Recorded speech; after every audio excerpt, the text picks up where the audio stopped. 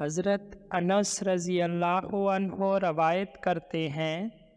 کہ قبیلہ ارینا کے کچھ لوگ مدینہ آئے، انہیں مدینے کی آب و ہوا راس نہ آئی، چنانچہ رسول اللہ صلی اللہ علیہ وسلم نے انہیں زکوٰۃ کے اونٹوں کے پاس بھیج دیا اور فرمایا تم ان کے دودھ اور پیشاب پیو۔ تو ان لوگوں نے آپ صلی اللہ علیہ وسلم کے چرواہے کو مار ڈالا اور اونٹوں کو ہانک کر لے گئے اور اسلام سے مرتد ہو گئے۔ انہیں پکڑ کر نبی کریم صلی اللہ علیہ وسلم کے پاس لایا گیا۔ آپ صلی اللہ علیہ وسلم نے ان کے ایک طرف کے ہاتھ اور دوسری طرف کے پاؤں کٹوا دیے